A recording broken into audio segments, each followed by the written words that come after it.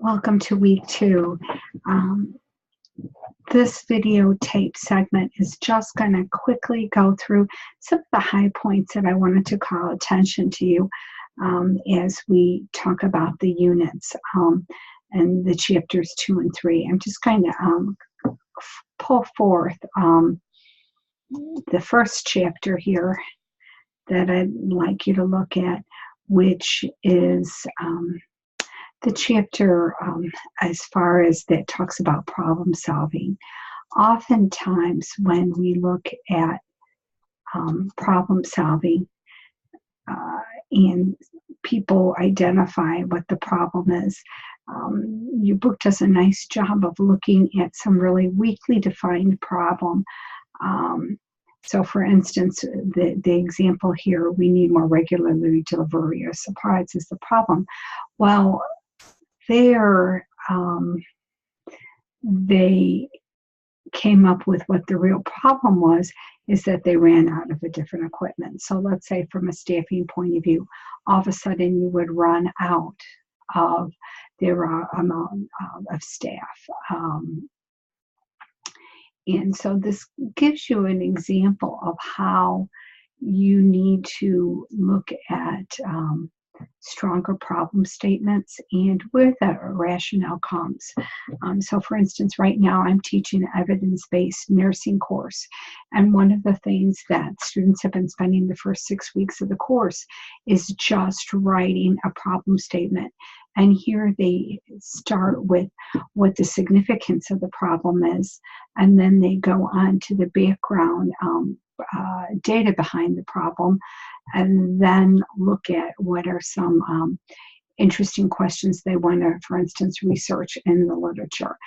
So I have some students right now, in fact, that are going through probably about 7 different aspects of the patient experience that they're trying to improve clinical outcomes. Which brings us to the objective as far as, is your objective SMART? Oftentimes when we have problems, we don't really define well enough how we're going to measure if we solve the problem. And here's where it needs to be achievable, it needs to be realistic, and it needs to have a specific measure. So for instance, if we were going to say we're going to improve ER satisfaction, and how well they coordinate and get people in and out. Well, here what they might track is what the wait time is in the emergency room, how long people are there from the time they come in to the treat. Probably one of my favorite things that have been done in many healthcare systems is looking at how quickly we can get somebody who's having a stroke or who's having a heart attack, that they can get in and be getting the clot-busting drugs within, let's say, an hour of arrival. Sometimes they're even pushing that before people even come into the emergency room. So looking at early responders and what can start here. And this is probably some of the things, probably one of the most common thing is that you look at then your report card that you report to other people. So if we look at, those are the 2 main things that I'd like you to pay attention to for some of the different healthcare systems. The other system that I'd like us to look at today a little bit more is the whole idea of organizational system. So we're going to skip over to to the next chapter, which is chapter to do is oftentimes when you look at problem solving, you look at, okay, who's going to be in charge of that problem? And this is where we look at how the organization is structured. All of you that are in class know that when you first got hired in with a job, no matter whether it be something Like your first job might have been working for McDonald's, is looking at how they have the team and who's responsible for what. Believe it or not, McDonald's is one of some of the best examples of teamwork.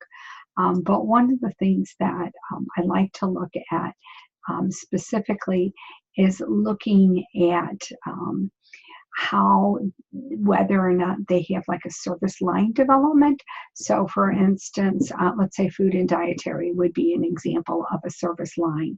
And it's everybody gets fed per se.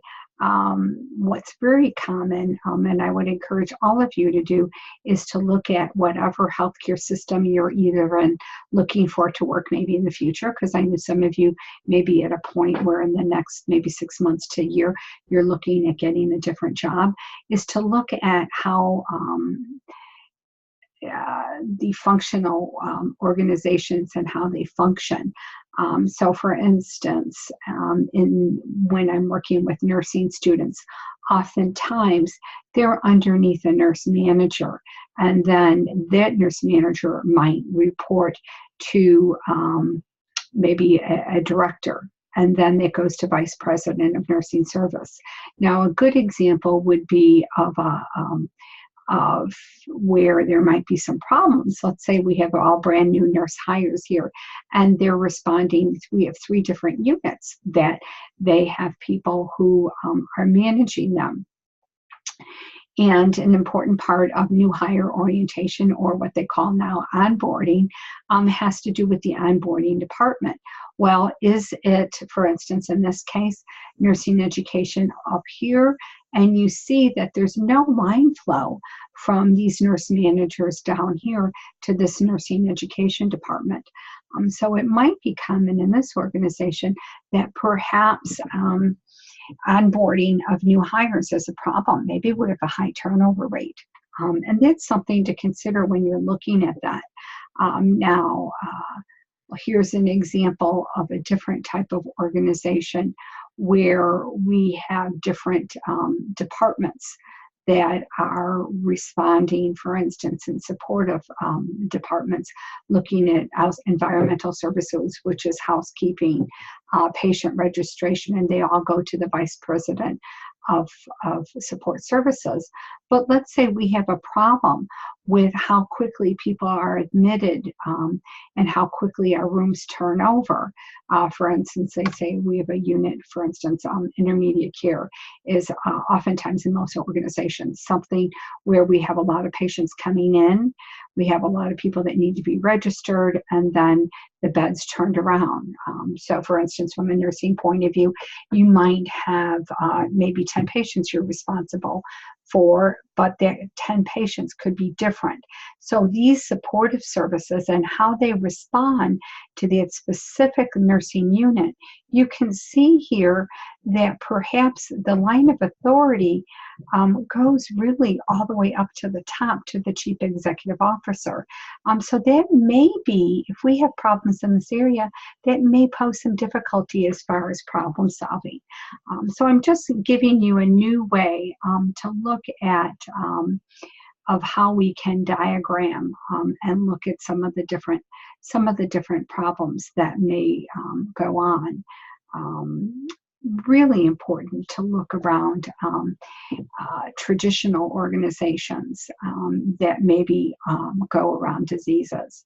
Oftentimes, if you look at a academic medical center, these are some good examples of where they have traditional disease orientation. The whole idea is to look at wherever you work or wherever you're thinking of working, see if somebody can give you the organization grid and look to see how things are integrated, and if you have a problem.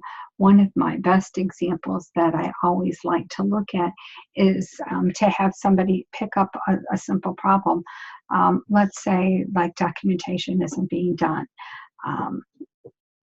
Well, is that because they don't have a place to document?